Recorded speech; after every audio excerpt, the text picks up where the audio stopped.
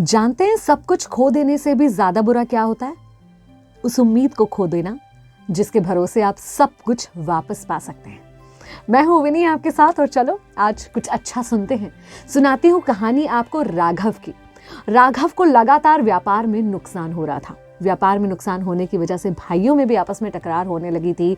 उसकी पत्नी का भी उससे झगड़ा होने लगा था। हर जगह कलह, कहीं सुख शांति नहीं और उसे लग रहा था कि बस अब सब कुछ खत्म हो गया। उम्मीद छोड़ने लग गया था। एक दिन त्रस्त होकर, परेशान होकर जाकर जंगल में बैठ गया।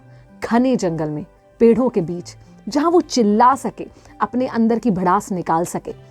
चिल्ला चिल्लाकर भगवान से कह रहा था कि हे भगवान, एक कारण बता दे मुझे कि मैं क्यों ना हताश हूं, क्यों ना निराश हूं, मुझे एक कारण बता दे। ऐसे में भगवान का जवाब भी आ गया। भगवान ने उसे आकर कहा कि हताश किसी को भी नहीं होना चाहिए।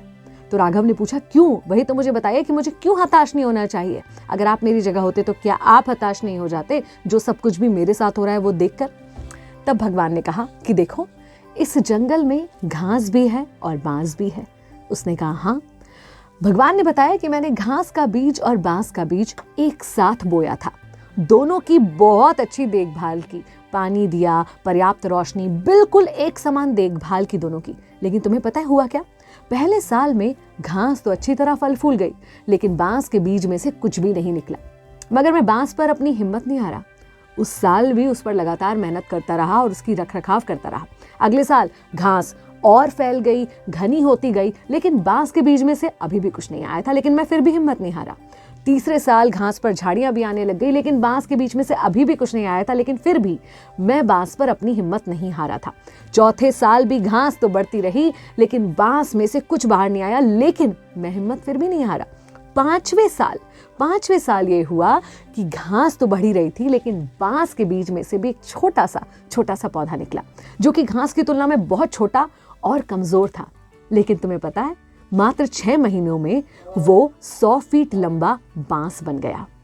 मैंने इस बांस की जड़ों को 5 साल तक पाला, 5 साल तक इंतजार किया सब्र से, जिससे वो जड़ें इतनी मजबूत हो सकी कि वो 100 फीट ऊंचा बांस संभाल सकी। तुम्हें भी ये समझना चाहिए कि अगर किसी चीज में समय लग रहा है, मतलब कुछ बड़ा संभालने के लिए जड़ें मजबूत हो रही हैं। तुम क्यों निराश होते हो? जब ईश्वर ने बांस पर हिम्मत नहीं हारी, बांस को नहीं छोड़ दिया, तो वो ईश्वर तुम पर भी हिम्मत नहीं हारेगा। उसका प्रयास तुम पर भी लगातार जारी है और आपको और हमें भी तो बस यही करना है कि हिम्मत नहीं हारना है। सब्र रखिए। सब्र की सवारी पर व्यक्ति जो सवार होता है वो कभी हताश नहीं होता है। और याद रखिए, अगर किसी चीज़ में वक्त लग रहा है, मतलब आपके लिए कुछ बहुत बेहतरीन तैयार हो रहा है। मैं हूँ विनी। चलो आज कुछ अच्छा सुनते हैं।